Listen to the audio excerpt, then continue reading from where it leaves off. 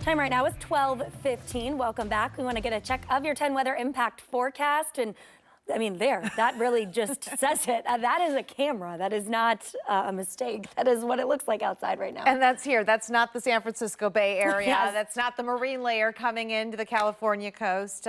It was interesting because by late morning, we started to see more fog, and we have a warm front coming in. That's what I was talking about earlier. I was getting up to 60 today, but man, that's also has moisture, that has clouds forming, and that's what we're dealing with right now. Yeah, and I'm looking at that knowing I am driving after this. I know. Well, the good thing is it's not going to last all day. We just have a few more hours of this. So I do want to show you another view from Newark, because Licking County is actually one county of a couple that are under a dense fog advisory that has now been extended until 1. Not as bad there, but let me show you the impact headlines now until about 3 o'clock, I would say. Although I think in the next couple of hours, we're going to start to see things get much better. We do have some counties here. Again, Licking, Franklin County. You can see Delaware County, Madison included.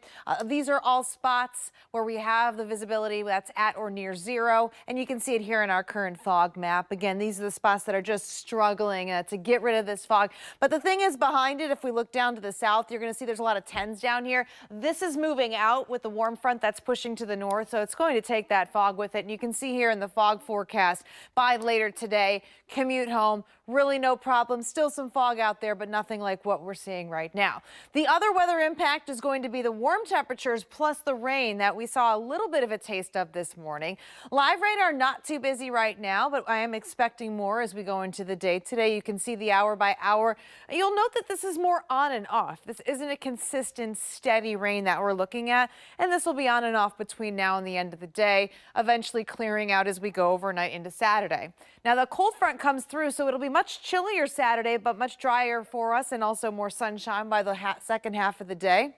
Then as we move forward and we go into Sunday, Sunday is also going to be a really warm day, but the new weather models are showing the rain starting to come in as early as 9 and coming in a couple of rounds of steady rain. You can see by noon still getting some pretty good downpours. We get a break, but then as we go with the front passing later, you can see we could get some pretty nasty stuff by Sunday evening. There is a very minimal chance a storm could strengthen, especially overnight. And so for your Monday morning commute, it's looking more and more like now we might have some heavier downpours to go with that. So the weather team's going to be watching that for you to see if we might have any impacts to your commute Monday, because then when the colder air moves in, that does look like it'll switch over to a little bit more of snow shower. So still a lot to figure out for Monday, but you can see as we move forward and we go into the beginning of next week, that cold air comes in fast and it stays with us. So for your New Year's Eve plans right now, New Year's Eve looks to be dry, just cold.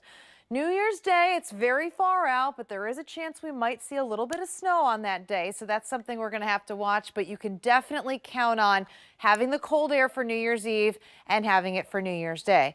So if you're going to on New Year's Day want to go out to brunch, maybe you're going to be watching football, it's going to be a good day to stay indoors regardless.